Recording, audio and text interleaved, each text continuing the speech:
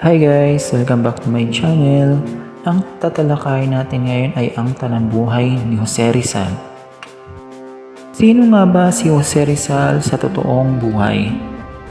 Si Jose Protasio Rizal ay ang pambansang bayani ng Pilipinas. Siya ay isinilang sa Calamba, Laguna noong June 19, 1861. Ang kanyang mga magulang ay sina Ginoong Francisco Mercado at Ginang Teodora Alonso. Ang kanyang ina ang naging unang guro niya.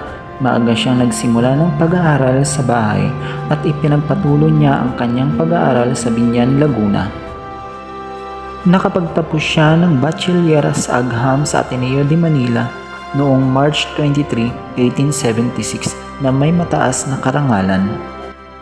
Noong 1877, ipinagpatuloy niya ang kanyang pag-aaral sa Universidad ng Santo Tomas at Universidad Central de Madrid hanggang sa matapos niya ng sabay ang medisina at filosofiya noong 1885. Natuto rin siyang bumasa at sumulat sa iba't ibang wika bilang na ang Latin at Griko at nakapagtapos siya ng kanyang masteral sa Paris, France at Heidelberg, Germany.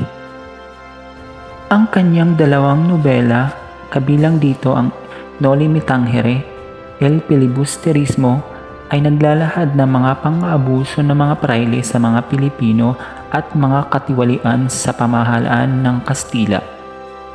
At noong June 18, 1892 ay umuwi ng Pilipinas si Dr. Jose Rizal.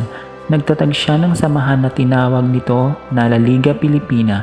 Ang layunin ng samahan ay ang pagkakaisa ng mga Pilipino at maitaguyod ang pag-unlad ng komersyo, industriya at agrikultura.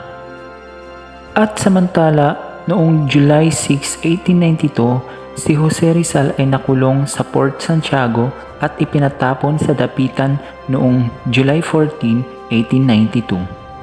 4 na taon na siya namamalagi sa dapitan kung saan nanggamot siya sa mga may sakit at hinikayat niya ang mamamayan na magbukas ng paaralan. Hinikayat din niya ang mga ito sa pagpapaunlad ng kanilang kapaligiran. Samantala, noong September 3, 1896 habang papunta siya sa Cuba upang magsilbi bilang Serrano, inaresto siya noong November 3, 1896. Ibinalik sa Pilipinas at sa pangalawang pagkakataon ikinulong siya sa Port Santiago. Samantala noong December 26, 1896, si Jose Rizal ay nahatulan ng kamatayan sa dahilang napagbintangan siya na nagpasimula ng rebelyon laban sa mga Kastila. At bago dumating ang kanyang katapusan, naisulat niya ang Mi Ultimo Adios, ang huling paalam, upang magmulat sa mga susunod pang henerasyon na maging makabayan. At noon ngang December 30, 1896, binaril si Dr. Jose Rizal sa Bagong Bayan na ngayon ay ating tinatawag na Luneta. At yan nga ang iilan lang sa talambuhay ni Dr. Jose Rizal. Naway may napulot kayong aral sa aking video. Maraming salamat sa panonood.